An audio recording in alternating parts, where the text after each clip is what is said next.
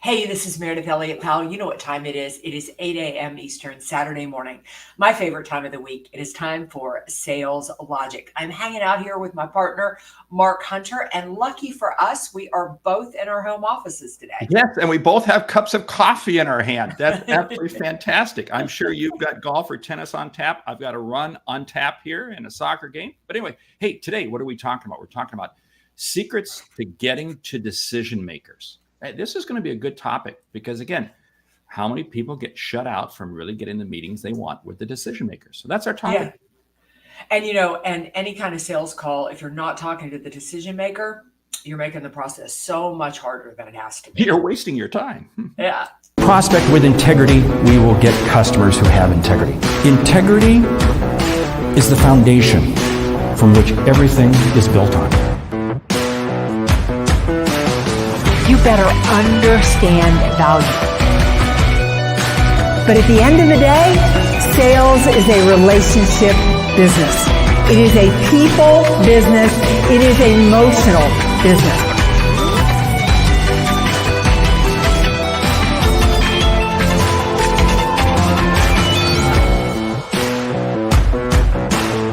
This is Sales Logic. This is Sales Logic, the show where we dive into the strategies, everything that you need to know to sell more effectively. You know, Mark, it's been such a good week. I have had so many messages on LinkedIn or people reaching out to me, just really how much they value the show and how much they really walk away with the tactics that they can use to sell more effectively. Before Mark dives a little bit more into today's topic, I always like to tell you how the show works because we want to invite you, the audience, to be a part of the show. Please reach out with your questions because we're going to feature you right here. This isn't what Mark and I want to talk about. It's your show. We cover a book, we discuss a hot topic, and because we want you to leave with return on investment, we have a lightning round. So Mark, what are we looking at today? Well, the topic is secrets to getting to decision makers. The question comes from Yannick in Berlin. He says, I have a young sales team. We're growing and expanding, and to keep up with demand, we've had to bring on sales professionals that are new in the field. They're eager, high energy, and unafraid, but their youth and over-aggressive tactics are keeping them from getting to decision makers. As their sales leader, how best can I help? Okay, hey, I threw that into the sales logic brain like I always do. And it came back with 3 really fascinating things. First of all, establish your credibility. Your people have got to establish their credibility, whether it be through other industry events, association events, trade groups, other referral partners, but they've got to establish their credibility. 2, you've got to be able to pique their interest of the decision maker. If it's not about them, 100% about them, they're not going to be interested in you. And the third piece, call to action. So many times salespeople miss out because they don't have a clear call to action. So what's on your list? Gosh, I think there's so much. If I had a young sales team, really where I would start is I would make sure they know who the decision maker is. I mean, you've really got to get ridiculously clear on who it is they are trying to get a meeting with. I was just working with a sales team about a month ago, and we were onboarding some new and very experienced salespeople, but they weren't getting up to speed like they needed to be. And what we got down to it is they were still chasing the decision maker from their last company. And so that it's not really something you think about when you think about getting to the decision maker, but that's really where I think you need to start. Well, and it's so easy for the manager to think that the people know exactly who to reach out to and who to get. You can't assume. This is so challenging. I was with a sales team this week and same thing came up because they moved some people from one division over to another division and really had to take a step back. And I was challenging the sales leader, says, do these people really understand the new marketplace that they're going into? So I'm going to challenge Yannick. You probably need to take a step back and really help paint a picture as to who that decision maker is and what motivates them, what drives them. Because again, your people are over aggressive, but you know what? That over aggressiveness may be coming across as just stupidity because they're not confident in knowing the right information as to what to share. I love aggressive people. I love it. You want them to be aggressive, but arm them with the right information. Yeah, and there's a time in the sales process to be aggressive, and it is not at the beginning. Yannick, you said that you have a young sales team, and I'm not sure if that's young in the number of years they've been working in this industry, or if they're young in general. But Mark mentioned something that he put into the Sales Logic brain, and that is establishing the credibility. It is really difficult to get to decision makers if they have not heard of you or they have not heard of the business. And you've really, really got to think about that. I was working with a sales team last week who's getting ready to open a brand new office in a new location. And they are a young sales team in the amount of time that they've been working, and they're young. They're in an industry that typically has older sales professionals in it, and they've got young. And we've got to do a lot in that community to establish their credibility and their visibility. I'm not going to say that it's just credibility, because it's visibility too. What are you doing to make a little bit of noise in the marketplace so that when you knock on the door, a decision maker would be willing to talk to you? Well, that brings up this whole point of repetitiveness. And this is where marketing efforts come into play and other things. So I would hope that there's a little bit of marketing effort that's happening. We got great people checking in from across the pond. Simon, Dave is at 30,000 feet. That's great. That means Wi-Fi is working on probably your American flight. But here's the whole situation. It comes down to this. You have to be able to allow your people to know where to go. And now I'm going to back up the bus here a little bit, because what's happening is they're probably using selling techniques that worked for other decision makers, lower level people in another job. When you're moving, and I'm going to assume that these are decision makers a little higher up in the organization, you have to use different techniques, different strategies. That means you have to be much more patient with how frequently you can reach out to them, and patient in terms of the content you're delivering to them to get them to respond. Yeah, and I think something that's very important when you're trying to get to decision makers is when you are making noise in the marketplace, what are you making noise with? I mean, you've really got to position your team as an expert in the marketplace. I just had a conversation with Ian Altman last week, and I love this line that Ian uses, and that is that a lot of times when he's reaching out cold to decision makers, he'll say, we work a lot in your industry. We found that these are the top 3 issues, and we have solutions and innovative ideas to solve that. Here are some of the results we've had in your industry. Establishing that you understand their challenges better than they do. See, that's so key, because you're leading with a statement. You're leading with something that is relevant to them. This is what's so key. And you're confirming it because you made that comment that, hey, we've worked with others, we've researched this, we know this. Something else that really happens too many times when people don't know who the decision maker is, they call the general number and they say, hey, I'm looking for whoever is in charge of this. And you know what that general number does? They connect you with purchasing. Let me tell you something. That is the sales prevention department. That is the last department you want to go to. What you want to do is you want to go to by calling them up and asking them the exact same question. The gatekeeper, maybe the switchboard, whoever it might be. You want to ask them the exact same question that you would ask that decision maker, because the idea is you want to plan that. This person understands something about our business. I need to connect them with the right person, because too many times what happens is over aggressiveness trying to get in the door, and what happens? You get routed to purchasing. You get routed to some department that doesn't go anywhere. Well, I can't imagine. I mean, Yannick, really, if you're having your team just calling companies and trying to figure out who to talk to, you're going about this all wrong.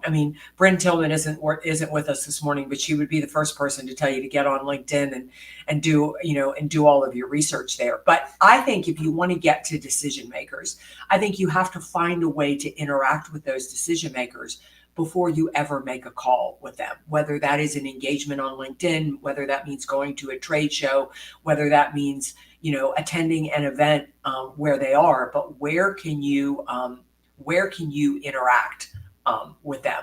Natalie makes such a great point. You got to learn about the industry and trends to be able to add value to the decision makers. You really, gone are the days of asking people what keeps them up at night. You have to know what keeps them up at night before you ever get through the door. And if you want to get to a decision maker, they have to see you as the person who can solve those problems. You know, it's interesting talking about LinkedIn. That came up this week. I love Andy's. There are no gatekeepers, they're gate openers. You are spot on with that. You're right, because gate openers, they are your ticket into the opportunity you want to sell them. Hey, here's some. And this came up this week because, again, this industry I was working in, I said, well, LinkedIn really doesn't work for our industry. I said, okay, it may not work that the people are not on it, but they still have profiles. They have profiles which are going to lead you to information in terms of where they live, school they live, previous jobs. You're going to find different connections, and there are going to be ways that you're going to be able to create common information that you can come back and share with them. Example, I mean, we've got the Olympics coming up here in just about a month, the Summer Olympics. And I'm amazed at the number of people who take a real keen interest in the Olympics because they're from another country, they used to work in another, whatever it might be. Finding out those things, there are opportunities, but when we talk about finding ways to connect with people, there are always ways to connect with people. You just have to be resourceful. Yeah, I also think that if you look for your decision maker on LinkedIn and they're not on there, big clue that, that's not where you're going to connect with them. You need to figure out, where your decision makers go and where you're going to get involved with them. It's interesting. Yesterday I was on the phone with Ford Stakes about something, and a friend of ours through National Speakers Association, Ford speaks a lot in the franchise world. He's a member of the Franchise Association. Like, he is an active member of that association because that's where his target market lives. If you talk to Ross Bernstein, another good friend of ours, he speaks all over the world, probably 130 speaking engagements a year. He's involved in, Meeting Planners International, IASB. He's going where his audience is. What can you do to interact, especially if you have a young team? And I want to talk about this a moment, because if you are sending people to networking events without a strategy at that networking event, then you're doing more damage than if they'd never shown up. And it's really, really important that once you know where your target market goes and lives and gathers information, you need a strategy, because that's where getting to the decision maker begins. You brought up so many good things there. Let's talk about associations. Let's talk about this sort of stuff. And what I want to zero in on, you have to become part of their world. You have to become, and that's why you join the association. You get involved. You attend their events. Regardless of what level they're at, you have to get involved and you have to be seen. Now, you might say, hey, Mark, my company won't pay for that. Okay, I know. But you know what? You can still follow the association online. You can do it. But here's something else. I want you to check out the Sales Logic Intel Engine. This is part of the Sales Logic Mastermind. Our good friend Sam Richter is allowing every member of the Sales Logic Mastermind to have access to it. Tremendous source of information to get you the right contacts, to get you the right people to be reaching out to. Because again, your reputation arrives before you do. You've got to do the homework before you make that call. Yeah, and I think I use the Intel Engine. That's where I find and get all my leads. I love the point that Simon's making here. We really need to stop calling them gatekeepers, because it's a bad mindset. You need to think about them as a friend, and they're the avenue. Because if the gatekeeper gets you to the decision maker, you're probably in the door. I mean, more often than not, if they've sold you, which leads to another way to get to decision makers, and that is referrals. Probably the most powerful way to get to decision makers. If I'm calling on somebody like crazy and they've never heard of me, but Mark has worked for them before and he opens that door, then that's a really, really powerful way to get the door to open, or even just using Mark's name.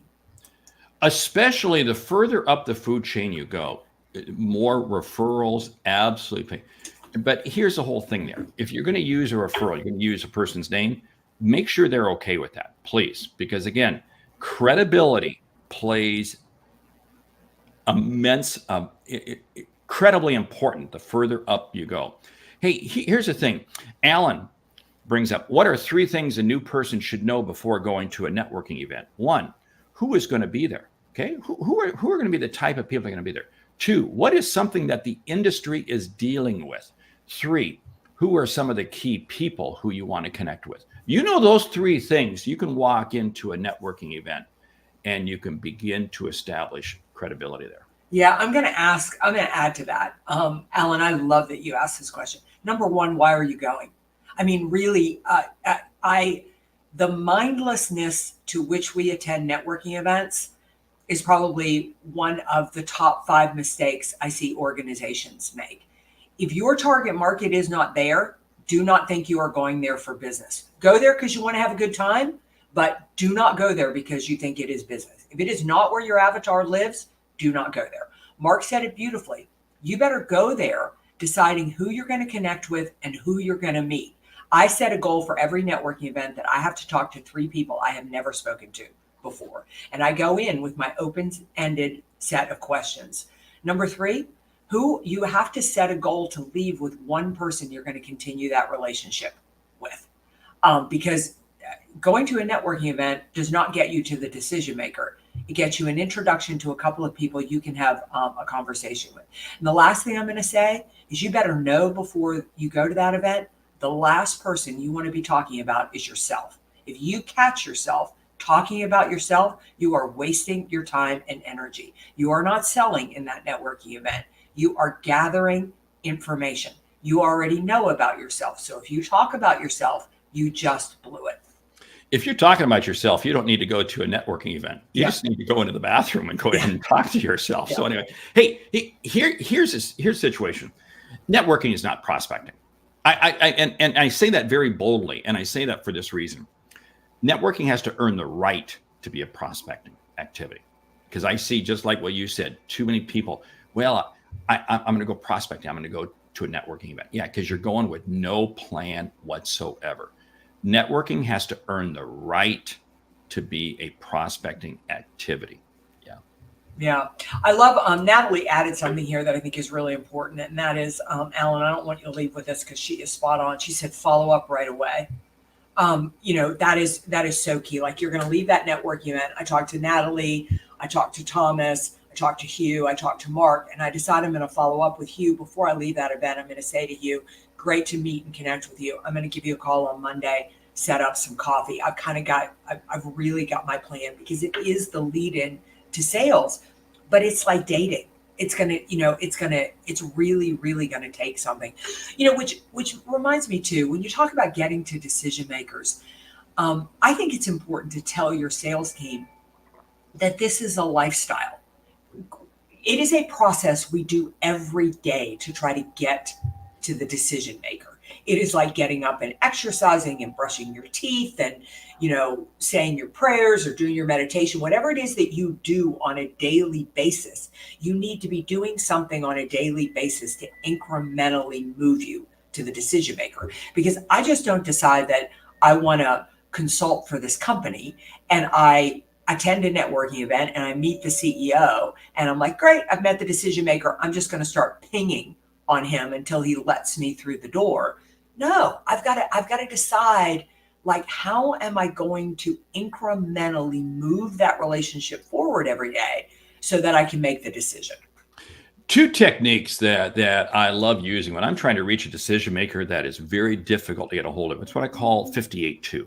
58-2. This is 58 minutes after the hour to 2 minutes in the hour. I'm going to call. If I'm trying to reach a decision maker who's very busy, meetings always start at the top of the hour. They always do. So what I'm going to do is I'm going to call them right at the top of the hour. That may be the one window of time when they actually answer the phone. And it's amazing how that works. The other piece is Friday afternoons. I love reaching out to people on Friday afternoons, decision makers, because here's what I find. Decision makers, they're still working, but they may dial down a little bit. They're a little more relaxed. I have great conversations every Friday afternoon with decision makers that I'm trying to get a hold of. And it's amazing. Sure, I get voicemail a lot. I get that. But here's the other thing. I'm leaving somebody a voicemail at 3 o'clock on a Friday afternoon, and I don't care. And it's going to come across as pretty credible because they're like, wow, this person's working. This person's really interested. But the conversation I have, I can't tell you the amount of business I've picked up by doing those two simple things. Yeah, I love what Thomas is saying here. If you can create value, no matter who you're talking to in a community, you can perk the ears of any decision maker. Thomas, that is such good advice, because I have I was doing some marketing work on my company yesterday, and we were kind of talking through where my leads are coming from, and my best leads. And a lot of them have been from articles or videos I've posted out on LinkedIn, and my decision maker has just happened to see. It wasn't somebody that I was even actively going after. I was just communicating in a way that really added value to your point. It's such that is such a powerful statement that you just made. It really being, because I think the thing about content right now is you really need to be intentional and purposeful about what you're putting out there. Don't just write a blog or shoot a video because you need something done off your to-do list. Really think about what you're putting out there, because it is branding you, to Thomas's point, because somebody will see that and go, wow, I need to talk to that person. Such great advice. And you don't do any of that unless it is 100% geared towards who that decision maker is and what is going to be of interest to them. It's not what is of interest to you. It's what's of interest and value to the decision maker. I'll tell you what, we could do a whole episode on this. We could do multiple shows on this, but it is about creating your brand. I'm going to go back to a comment that he made that I find fascinating. Every day I want to have conversations. Every day my objective is to have 5 conversations. And my whole goal is to just earn the right, the privilege, honor, and respect to be able to talk with that person again. Because if I could earn the right, the privilege, honor, respect to be able to talk with that person again, you know what? Something is going to happen. We're going to develop a line of communication. And that person may not ultimately be a buyer for me, but they may in turn connect me with somebody else, connect me with somebody else, connect me with somebody else. And it's amazing. But our net worth is the sum of our network. Okay, that's an old line that's been around for 100 years, but wow. Hey, we're burning time. Wow. Yeah, I know. It's time to jump into the